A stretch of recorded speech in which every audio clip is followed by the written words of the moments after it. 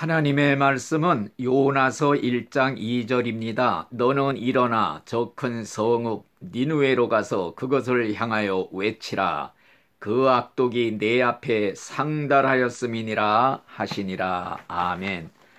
이 시간에는 요나의 전도에 대해서 잠깐 생각해 보면서 은혜를 나누고자 합니다. 이 니느웨 성은 북이스라엘을 멸망시킨 아수르의 수도였습니다. 그런데 이 니느웨 성이 타락해서 그 죄악이 극에 달아 그 죄악이 하나님 앞에까지 상달이 되었습니다. 그런데 하나님께서는 이 멸망당할 죄악의 도성 니느웨를 사랑하사 구원하시려고 요나를 보내서 회개를 외치라 이렇게 말씀하신 것입니다. 그런데 요나는 그 원수의 성읍이 회개하고 구원받을까봐 오히려 은근히 겁을 먹고 달아났던 사람이었습니다.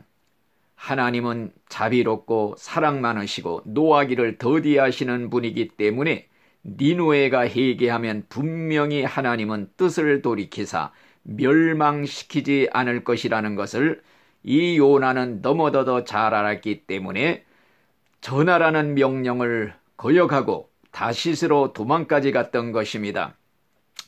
오늘날 우리 가운데도 이렇게 요나 같은 마음을 가진 자가 없지 않아 있을 것입니다. 내가 싫어하는 사람, 구원받기를 원치 않는 사람, 원수된 자가 죄 가운데 살다가 멸망당하기를 은근히 바라고 일부러 그런 자에게는 전도도 하지 않게 되는 것입니다. 자기가 지옥 갈 그 무서운 죄를 용서받은 것은 다 까마득히 잊어버리고 남이 하나님께 이렇게 용서받고 구원받는 것은 오히려 시기하고 질투하게 되는 것입니다. 그러므로 죄인이 하나님께 돌아오는 것을 막는 것은 요나와 같은 삐뚤어진 심보 때문인 것입니다. 왜 복음이 절대적으로 필요한 사람에게 전해주지 않고 있습니까? 그들이 죄 가운데 살다 멸망당하기를 은근히 바라고 있기 때문입니다. 바로 이 요나의 정신입니다.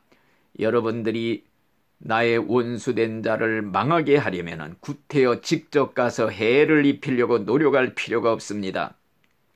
그냥 죄 가운데 살다가 하나님의 진노받아 지옥에 떨어지도록 내버려 두기만 하면 되는 것입니다. 원수에게 복음을 전해주지 않고 입을 꼭 다물고 침묵하고 있으면 그는 자동적으로 멸망을 당해 지옥에 떨어지게 되는 것입니다. 하나님의 뜻은 악인에게 하나님의 사랑을 전해서 구원시키라게 하는 것입니다. 회개하기만 하면 다 용서해 주시려고 이렇게 명령하고 계십니다. 그런데 내가 하나님의 뜻을 일부러 전해주지 않고 침묵하고 있다면 악인이 몰라서 죄 중에 멸망당하게 됩니다. 그렇게 되면 바로 요나와 같이 죄인의 구원을 막는 그러한 장애물이 되고 있는 것입니다. 하나님의 뜻은 모든 사람이 회개하고 구원받기를 원하는 것입니다. 그래서 먼저 믿는 우리들에게 너희는 가서 하나님의 사랑은 무한하기 때문에 용서 못할 죄가 없으니 가서 다 회개하고 돌아오라고 전하라 이렇게 명령하고 계십니다.